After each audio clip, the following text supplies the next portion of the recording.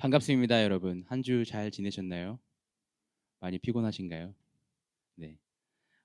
오늘 우리가 함께 예배할 수 있다는 것이 우리에게 복임을 기억할 수 있는 그러한 공동체 되길 원합니다. 저희 사순절 둘째 주를 보내고 있습니다.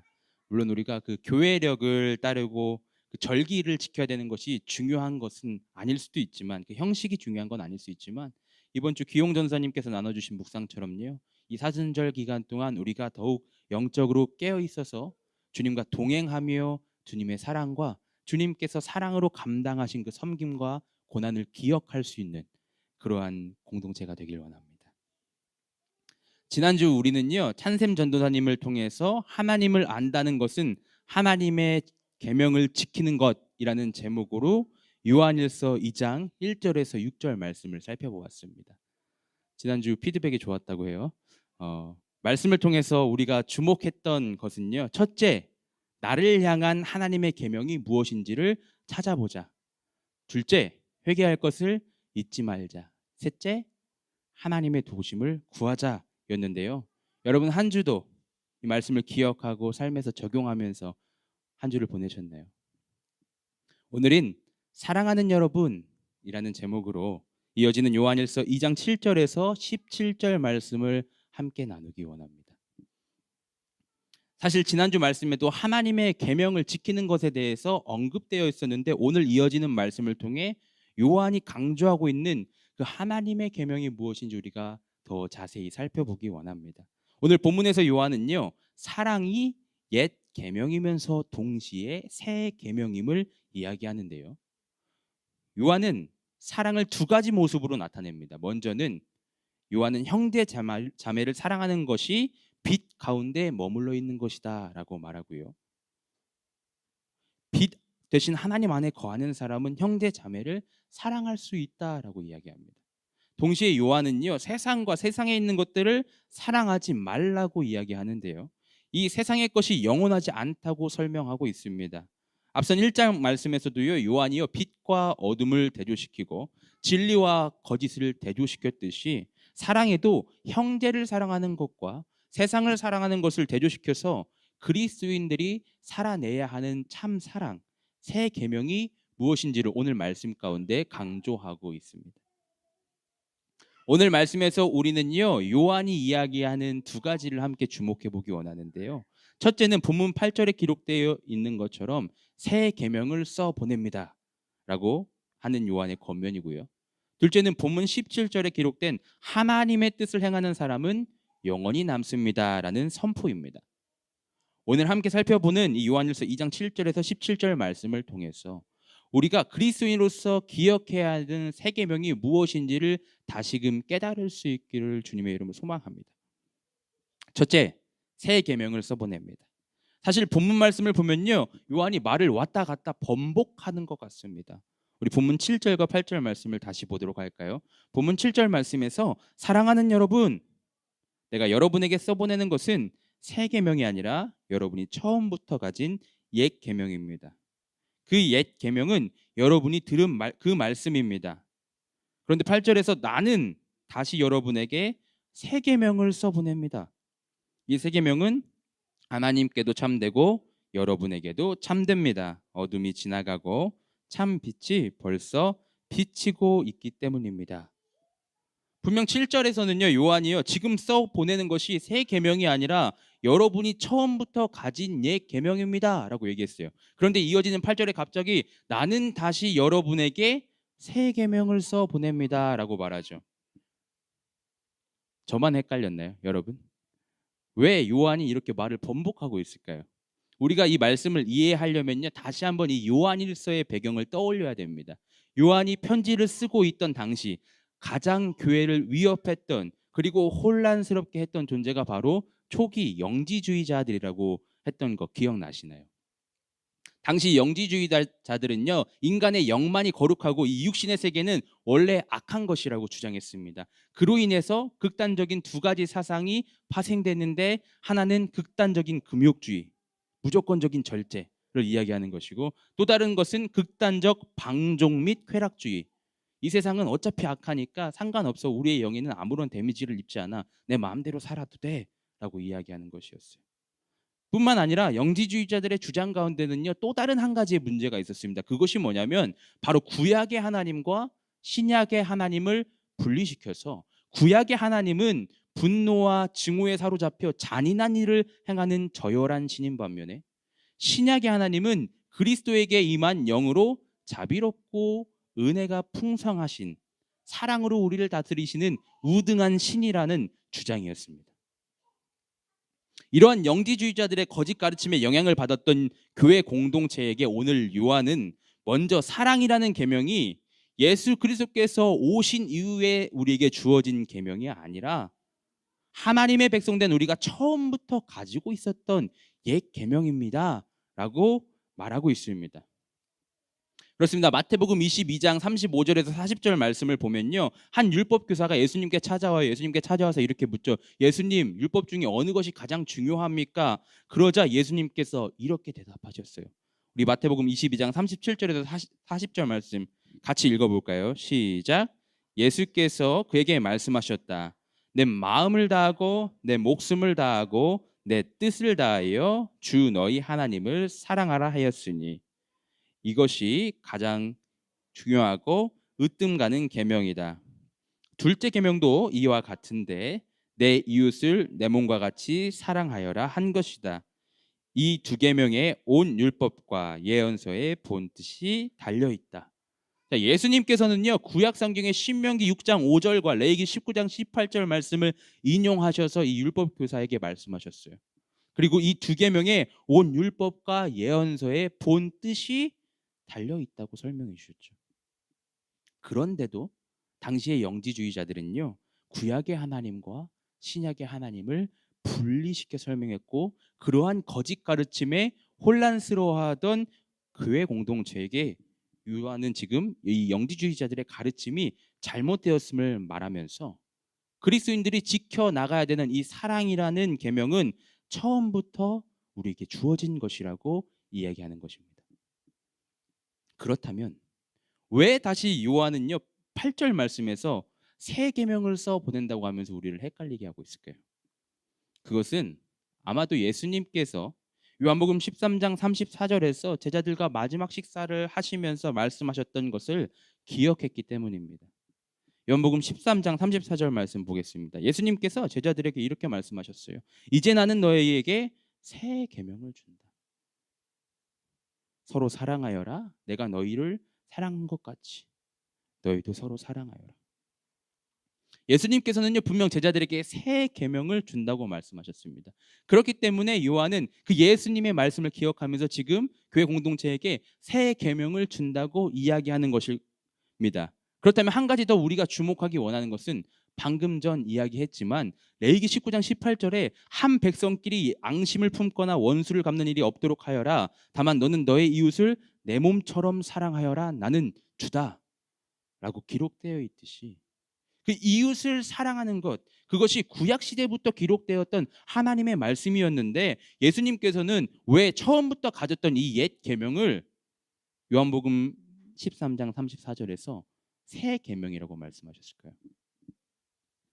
예수님께서 요한복음 13장 34절에서 서로 사랑하라고 말씀하시면서 이것을 새 계명이라고 우리에게 말씀해 주신 이유는요, 기존의 율법을 완전 없애버리시고 이전에 존재하지 않았던 새로운 계명을 주셨기 때문이 아니라 이전부터 있었던 율법을 보다 완성된 개념으로 새롭게 하셨다라는 의미입니다.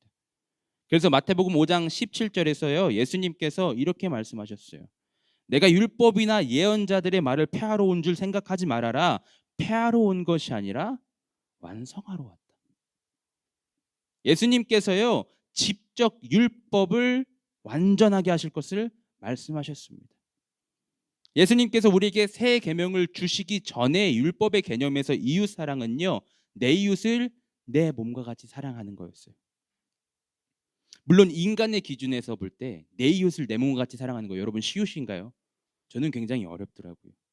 내 이웃을 내 자신같이 사랑하는 것조차 매우 어렵고 어색하고 불편할 수 있습니다. 하지만 예수님께서 말씀하신 새 계명은요 내 이웃을 내 몸과 같이 사랑하라는 인간의 이러한 제한적인 사랑을 뛰어넘어서 예수님의 사랑이 우리의 사랑의 기준이 되라고 말씀하신 겁니다. 예수님께서는요, 분명 새 계명을 준다고 말씀하시면서 내가 너희를 사랑한 것 같이 너희도 서로 사랑하여라라고 말씀하셨습니다. 여러분, 예수님께서 우리를 어떻게 사랑하셨나요? 예수님의 사랑, 나를 사랑하신 그 예수님의 사랑, 우리를 죽기까지 사랑하셨지 않았습니까? 따라서 우리가 지켜야 할 새 계명은요, 예수 그리스도의 사랑을 경험한 자, 곧 그 주님께 속하여 살아가는 자들만이 할 수 있는 것입니다. 그렇기 때문에 우리는 더욱 새 계명이 무엇인지 바로 알고 있어야 되고요. 주님이 말씀하신 계명을 삶으로 살아가기 위해서 주님을 바라보고 그 주님께 공급받는 그 사랑을 다른 사람들에게 전해야 되는 것입니다. 그것이야말로 예수 그리스도를 믿는 우리에게 매우 중요하고 근본적인 순종입니다. 요한은 지금 오늘 본문에서 이러한 사랑, 예수님께서 우리에게 가르쳐 주신 그 새 계명을 기억하자라고 이야기하고 있습니다. 왜냐하면 교회를 혼란스럽게 하던 그 초기 영지주의자들은요, 이 새 계명을 지키지 않았기 때문입니다. 그렇기 때문에 자신들이 하나님을 알며 나는 빛 가운데 있다고 주장했던 그 영지주의자들이 교회된 형제 자매들을 핍박하고 미워하고 자기 멋대로 살아가는 그 모습 가운데서 이러한 사람들은 아직도 어둠 속에 있다고 설명함과 동시에 그리스도인들은 우리에게 주어진 그 예수님께서 우리에게 주신 새 계명을 지켜야 하는 자다라고 요한은 설명하고 있는 것입니다. 물론 이러한 요한의 주장은요, 우리가 형제 자매를 사랑하게 되면 빛 가운데 거하게 된다는 것이 아니라 빛 가운데 거하는 자는 그로 인한 결과로 말미암아 형제 자매를 사랑할 수 있다라는 의미입니다. 그렇습니다. 우리가 빛 대신 주님 안에 거하게 되면 우리는 형제와 자매를 사랑할 수 있게 됩니다. 새 계명을 지켜 행할 수 있습니다. 주님께서 나 같은 죄인을 사랑하셨다는 그 사실을 우리가 경험했기 때문에, 여러분 그런 경험 다 하셨죠? 나를 사랑하신 주님의 사랑. 우리가 그 사랑을 경험했기 때문에 예수 그리스도 안에서 형제와 자매된 이들을 사랑할 수 있다는 것입니다. 물론 어떤 분들은 전도사님, 저는 교회 지체 중에 좀 미워하는 마음이 있습니다. 그런 마음이 생깁니다. 그럼 저는 하나님 안에 거하는 것이 아닌가요? 라고 물어보실 수 있을 것입니다. 때로 이러한 고민들이요, 실제로 우리의 마음을 힘들게 할 수 있습니다. 그러나 사랑하는 여러분, 우리는 인간이고 부족하고 연약한 존재입니다. 그래서 때로는 누군가를 향한 미움이 생길 수도 있어요. 네. 그런데 오늘 본문 9절에서 요한이 말하는 형제 자매를 미워하는 사람이 아직도 어둠 속에 있다는 것은요, 상대방을 향한 그 일시적인 저 사람 정말 좀 안 보고 싶다, 밉다라는 잠깐 생기는 그 일시적인 미움이 아니라 계속적으로 이 사람을 미워하는 것, 지속적인 미움을 말합니다. 그렇다면 또 한 가지 질문이 생길 수 있어요. 만약에 내 마음속에 그러한 지속적인 미움이 자리 잡고 있습니다. 이러한 경우는 어떻게 해야 되나요? 정말 여러분 안에 혹여나 사라지지 않는 그 지속적인 미움이 자리 잡고 있다면 우리는 주님의 사랑을 갈망하고 그러한 마음을 해결할 수 있도록 예수 그리스도의 은혜를 구하고 기도해야 합니다. 하나님, 내가 빛 가운데 거한다고 말하면서 하나님의 자녀라고 이야기하지만 해결되지 않는 미움이 있습니다. 주님께서 분명 나에게 새 계명을 주셨고 나를 사랑해 주신 그 사랑으로 서로 사랑하라고 말씀하셨는데 사랑이 되지 않습니다. 주님, 부족한 나에게 주님의 사랑을 더욱 깊이 그리고 충만하게 경험하도록 해주십시오. 그리하여 내가 나의 사랑으로는 누군가를 사랑할 수 없지만 주님의 사랑이 내 안에 넘쳐날 때 주님의 계명을 지키는 자가 되기 원합니다 라고 우리는 기도해야 될 것입니다. 그리하지 않는다면요, 우리는 점점 이 요한의 공동체를 혼란시켰던 영지주의자들처럼 삶과 신앙이 분리되어서 머리로는 하나님을 안다고 자부하고 우리가 빛 가운데 있다고 이야기하지만 삶으로는 전혀 하나님과 상관이 없는 그렇게 이중된 삶을 살아가게 될 것입니다. 그렇기 때문에 우리가 기억해야 하는 것은 예수님께서 우리에게 말씀하셨고 오늘 요한을 통해 다시 기억하게 하시는 새 계명입니다. 우리는 지금 주님께서 말씀하신 그 새 계명을 살아가고 있습니까? 분명 마태복음 5장 44절에서 예수님께서는요. 그러나 나는 너희에게 말한다. 원수를 사랑하고 너희를 박해하는 사람을 위하여 기도하여라라고 말씀하셨습니다. 뭐라고요? 원수를 사랑하고 너희를 박해하는 자를 위하여서 기도하여라. 구약의 말씀에서는요. 내 이웃을 내 몸과 같이 사랑하여라. 내 이웃을 내 몸처럼 사랑하는 거 너무 어려웠어요. 근데 예수님께서는요. 이웃을 넘어서 원수를 사랑하여라라고 말씀하십니다. 내가 너희를 사랑한 것 같이 서로 사랑하여라라고 말씀하십니다. 누군가를 미워하는 마음이 지금 나를 사로잡고 있는데 도대체 어떻게 원수를 사랑할 수 있을까요? 우리가 예수님의 사랑을 경험하지 않았을 때는요. 내 이웃을 내 자신처럼 사랑하는 것조차 너무도 벅찼던 존재가 바로 인간입니다.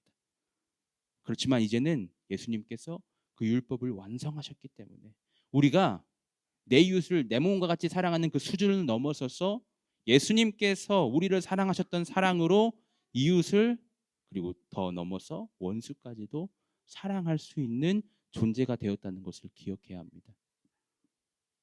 내 기준의 사랑이 아니라 예수님의 사랑의 기준으로 빛 가운데 머물러 살아가라고 요한은 이야기합니다. 그리고 이러한 그리스도인들의 삶을 가리켜서 요한은요. 참 빛이 벌써 비치고 있다라고 말합니다. 여러분 물론 사랑을 실천하는 것 그것은요. 각자 다른 모습으로 나타날 것입니다. 고린도전서 13장 말씀에도 등장하듯이요. 어떤 이들은 힘든 상황을 마주했지만 상대방을 오래 참아줌으로써 사랑을 실천합니다. 또 다른 사람은요. 친절함을 베품으로써 사랑을 나타내고요. 누군가는 진리로 인해 함께 기뻐함으로써 사랑을 전하고자 할 것입니다. 뿐만 아니라 어떤 사람은 누군가의 부족함과 그 잘못들을 덮어줌으로써 사랑을 표현하기도 하고요. 누군가는 다른 이들을 신뢰해 줌으로써 사랑을 확증하기도 하죠. 또한 사랑의 대상이 참 기쁨의 삶을 살아가기를 간절히 바라고 소망함으로써 사랑을 실천하는 사람도 있고 나의 입장만을 생각하는 것이 아니라 상대방의 입장에서 그 상대방을 생각해 줌으로써 사랑을 베푸는 방법도 있습니다. 이와 같이 사랑은요 다양한 형태로 전달됩니다. 따라서 설교 가운데 사랑을 이렇게 실천하십시오 라고 여러분들에게 그 방법을 자세히 설명하는 것은 쉽지 않습니다. 하지만 오늘 말씀을 통해서 요한을 통해 선포되는 이 세 계명을 우리의 삶에 적용해 본다면 우리의 모든 행함이 사랑의 기초가 되어야 한다는 것을 의미합니다. 누군가를 향한 내 말 한마디 그것도 사랑의 기초가 되어야 되고요. 매일 반복되어서 어쩌면 사소한 것 같은 그 일상도 사랑의 기초가 되어 살아가야 되고요. 우리의 섬김, 나눔, 헌신 모든 것들이 사랑이 기반으로 행해지는 것. 그것이 바로 새 계명을 지키는 것일 것입니다. 사랑하는 여러분, 우리는 무엇을 내 삶에 기반에 두고 있습니까? 예수님이 말씀해 주신 그 새 계명, 사랑이 내 삶의 중심이 되고 있나요? 어쩌면 영지주의자들이나 분리주의자들처럼 그리스도인으로서 나의 모습과 현실에서 나를 나눠두고 있지는 않습니까? 오늘 요한일서 말씀을 통해 선포되는 하나님의 말씀을 기억하기 원합니다. 빛 가운데 머무는 우리는요. 새 계명을 지킬 수 있게 된 자들입니다. 이렇게 주님 안에서 형제 자매된 이들을 사랑하며 살아갈 수 있는 우리 공동체가 될 수 있기를 원합니다. 두 번째로 우리가 주목하기 원하는 것은 하나님의 뜻을 행하는 사람은 영원히 남습니다입니다. 앞서 요한은요. 빛 가운데 머무는 그리스도인들은 형제 자매를 사랑해야 되고 예수 그리스도의 사랑으로 말미암아 사랑할 수 있다라고 했습니다. 그리고 오늘 본문 15절에서 17절 말씀을 보면요. 반대로 그리스도인들이 사랑하지 않아야 되는 것이 무엇인지 요한이 이야기하고 있는데요. 오늘 본문 15절에서 17절 말씀 우리 다시 한번 한 목소리로 읽어보도록 하겠습니다. 시작. 여러분은 마십시오. 누가 세상을 사랑하면 그 사람 속에는 하늘 아버지에 대한 사랑이 없습니다. 세상에 있는 모든 것, 곧 육체의 욕망과 눈의 욕망과 세상 살림에 대한 자랑은 모두 하늘 아버지에게서 온 것이 아니라 세상에서 온 것이기 때문입니다. 이 세상도 사라지고 하나님의 뜻을 행하는 사람은 영원히 남습니다. 아멘. 그렇습니다. 그리스도인들이 사랑하지 말아야 되는 것은 바로 세상입니다. 그 이유가 뭐라고요? 세상의 것은 결국 사라지기 때문입니다. 그리고 세상을 사랑하다 보면 하늘 아버지에 대한 사랑을 잃어버리게 됩니다. 따라서 요한은 그리스도인들은 영원한 생명을 살아가는 자들임을 기억해야 된다고 이야기하고 있습니다. 그런데 이 말씀에서 우리가 의문이 생길 수 있는 게 있어요. 그것이 뭐냐면 요한복음 3장 16절 말씀에 보면 하나님께서 세상을 이처럼 사랑하셔서 외아들을 주셨으니 이는 그를 믿는 사람마다 멸망하지 않고 영생을 얻게 하려는 것이다 라고 말씀하시면서 하나님께서 이 세상을 사랑한다고 하셨는데 왜 요한은 오늘 본문에서 세상이나 세상에 있는 것들을 사랑하지 말라고 이야기하고 있을까요? 이미 정답을 아시겠지만 요한이 말하는 세상은요 크게 세 가지로 구분할 수 있습니다. 첫 번째는요 하나님께서 창조하신 이 우주 만물을 뜻하는 세상. 두 번째는 우리가 살아가는 인간 세계를 뜻하는 세상. 그리고 마지막 세 번째는요 하나님을 떠나서 타락하여서 공중 권세 잡은 자들의 통치를 받는 사상, 가치관, 삶의 방식들을 의미합니다. 즉 오늘 본문에서 요한이 사랑하지 말라고 하는 세상은요 하나님을 떠나서 사탄의 영향력 아래에 있는 사상이나 가치관이나 삶의 방식을 의미하는 것입니다. 그렇기 때문에 본문 16절에는요 더 자세하게 세상에 있는 모든 것을요 육체의 욕망, 눈의 욕망, 세상 살림에 대한 자랑이라고 기록하고 있습니다. 요한이 이 그리스도인들에게 세상이나 세상에 있는 것들을 사랑하지 마십시오라고 권면하는 것은요 반대로 우리가 이러한 것들을 사랑할 수도 있다는 것을 반증합니다. 내 눈에 보이는 것들을 가지고 싶어하고 그것에 얽매이고 죄인된 본성이 원하는 것을 쫓아가는 모습, 그래서 세상의 것들을 소유했다는 것에 만족하고 그것을 자랑하는 것들이 바로 세상을 사랑하는 모습들입니다. 갈라디아서 5장 17절 말씀을 보면요 바울 역시 육체의 욕망은요 성령님을 거스른다고 이야기하고 있습니다. 갈라디아서 5장 17절 말씀 함께 보겠습니다. 육체의 욕망은 성령을 거스르고 성령이 바라시는 것은 육체를 거스릅니다. 이 둘이 서로 적대 관계에 있으므로 여러분은 자기가 원하는 일을 할 수 없게 됩니다. 우리가 세상을 사랑하여서 육체의 욕망을 쫓아간다면 그 결과는요 내 안에 계신 성령 하나님과 성령님께서 바라시는 것들과 부딪힌다는 것입니다. 뿐만 아니라 예수님께서는 분명 우리에게 아무도 두 주인을 섬기지 못한다고 말씀하셨습니다. 두 주인을 섬기게 되면요 한쪽을 미워하고 다른 쪽을 사랑하거나 한쪽을 중히 여기고 다른 쪽을 업신 여길 것이라고 말씀하셨어요. 우리는 분명 하나님과 재물을 둘 다 사랑할 수는 없습니다. 그리고 재물은요 세상에 대표되는 가치입니다. 그런데 연약한 우리는 육체의 욕망으로 내 안에 함께 하시는 성령님을 거스를 때가 있습니다. 또한 세상과 영원한 것 가운데서 줄다르기를 하기도 합니다. 때로는 내 마음을 영원한 것을 향해 끌고 나아가지만 어느 순간 미끄러져서 다시 세상이 잡아끄는 방향으로 이끌려 가기도 합니다.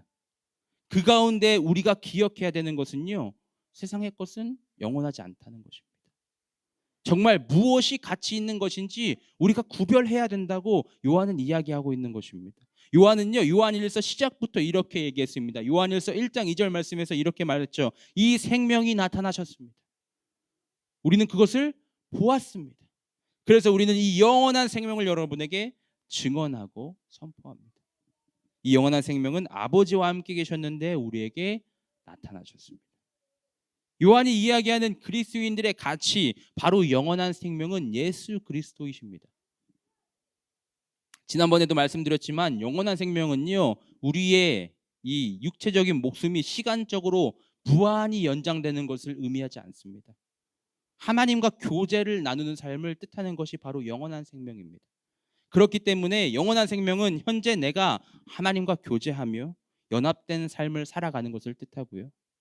더 나아가서 궁극적으로 주님께서 이 땅에 다시 오셨을 때 약속하신 구원을 완성하시고 그로 인하여서 끊임없이 누리게 되는 하나님과의 관계, 그 교제를 의미하는 것이 바로 성경에서 뜻하는 영원한 생명이라고 했어요. 따라서 우리가 예수 그리스도와 연합하여서 살아가는 기쁨이 무엇인지를 정말 안다면 세상의 일시적인 만족들과 욕심들을 쫓으면서 그것들을 사랑하는 것이 아니라 예수 그리스도로 인한 기쁨을 선택하고 하나님을 사랑할 수 있습니다. 요한복음 17장 3절에서는요. 영생은 오직 한 분이신 참 하나님을 알고 또 아버지께서 보내신 예수 그리스도를 아는 것입니다. 라고 선포되고 있습니다.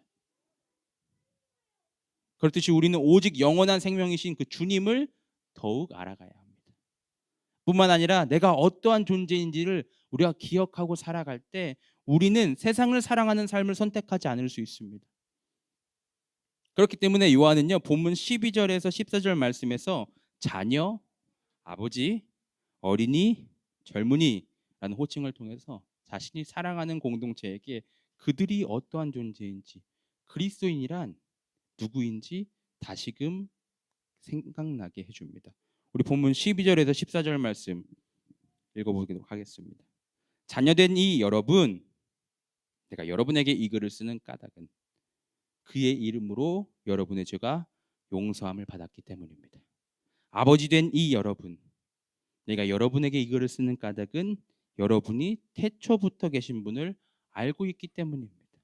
젊은이 여러분, 내가 여러분에게 이 글을 쓰는 까닭은 여러분이 이미 악한 자를 이겼기 때문입니다. 어린이 여러분, 우리 뒤에도 어린이가 2명이나 있죠. 어린이 여러분, 내가 여러분에게 이 글을 쓰는 까닭은 여러분이 이미 하늘 아버지를 알고 있기 때문입니다. 아버지 된 이 여러분, 내가 여러분에게 이 글을 쓰는 까닭은 여러분이 태초부터 계신 분을 알고 있기 때문입니다. 젊은이 여러분, 내가 여러분에게 이 글을 쓰는 까닭은 여러분이 강하고 하나님의 말씀이 여러분 속에 있어서 여러분이 그 악한 자를 이겼기 때문입니다.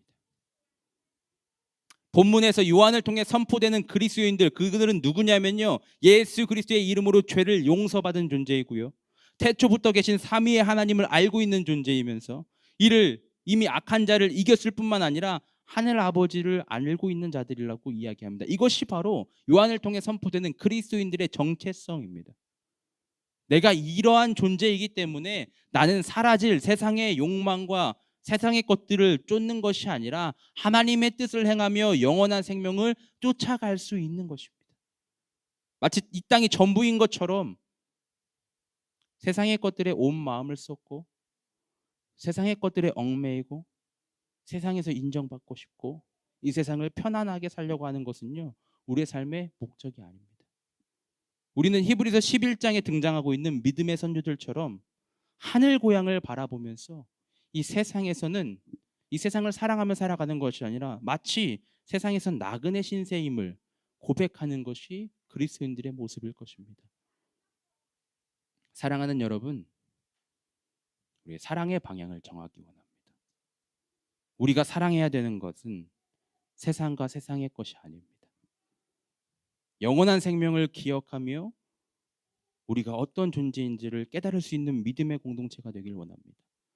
이 세상의 건 아등바등 살아가고 정말 좋은 것처럼 보이지만 우리가 자주 고백하잖아요. 비행기만 타도 정말 손톱보다 작게 보이는 이 세상의 것들. 하나님 안에 있을 때 세상의 것들이 그 주님의 가치보다 클 수 없습니다. 여러분 그것을 경험하지 않으셨습니까? 여러분 하나님의 사랑을 경험하지 않으셨습니까? 영원한 것을 누려보셨지 않습니까? 그것을 기억해야 됩니다. 사라질 것에 집착하면요, 결국 우리는 험한 것을 쫓다가 사라지는 자가 됩니다. 야고보도 동일한 고백을 합니다. 우리가 내일 일을 알지 못하는데 내일을 어떻게 장담할 수 있겠느냐. 우리는 오늘 주어진 하나님의 사랑 안에서 영원한 하나님과의 사귐과 교제를 붙잡고 살아가야 되는 존재입니다. 그것을 기억할 수 있는 저와 여러분이 될 수 있기를 주님의 이름으로 축복합니다. 말씀을 정리하겠습니다.